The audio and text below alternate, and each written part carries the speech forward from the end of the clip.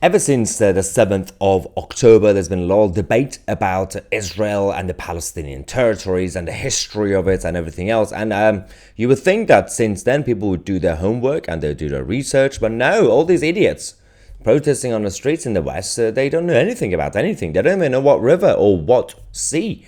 But we have already talked about the actual history, going back centuries, and of course the kingdoms and the Jews and all the others that actually had the place before the Islamic side even became a thing. But let's focus on the word Palestine. Of course, 1948, the State of Israel returned, came back into place. Now, a lot of people go and say, well, Palestine has been stolen by the Jews and we have to do something about it. And it was always the Muslim Arabs who were living there. They called it Palestine, but there was no flag. There was no president, no prime minister, no king, no queen, no flag, no identity.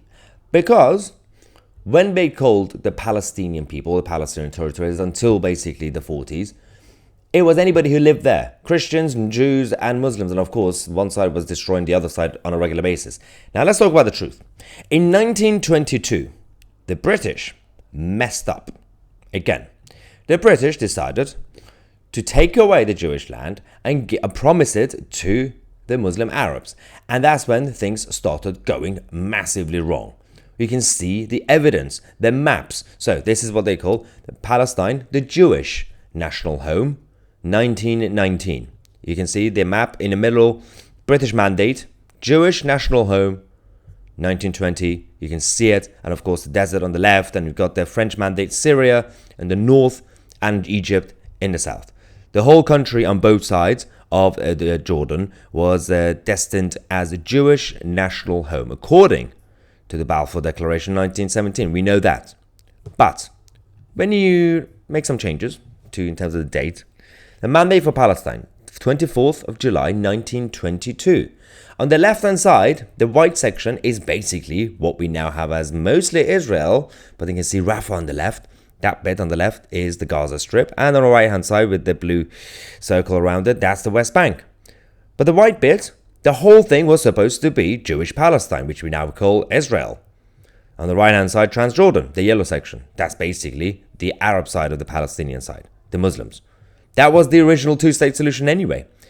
But this obviously showing the area of the Transjordan in which the reconstruction of the Jewish national home was to be postponed or withheld. The territory of Jewish Palestine has been reduced by 77% of the original mandate. So the British Empire basically gave away the Jewish side to the Muslim Arabs.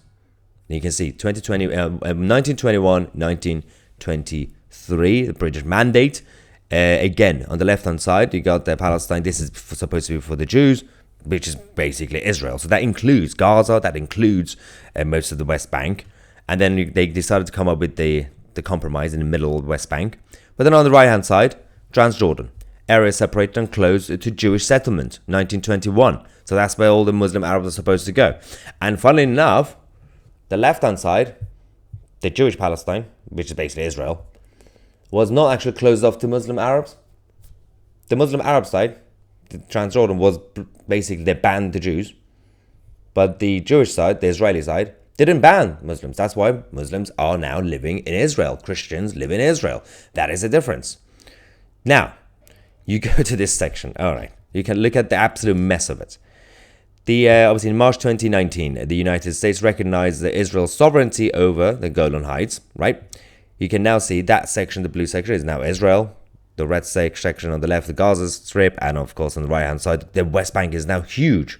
Look how big the West Bank is now, because we gave away so much to the Muslim Arab side. And then they come out to say, from the river to the sea, Palestine will be free. Well, technically, Palestine is free, because Palestine is not just for the Muslim Arabs. You have the Jewish Palestine, which is basically the state of Israel. And you guys were supposed to have your two-state solution in Jordan.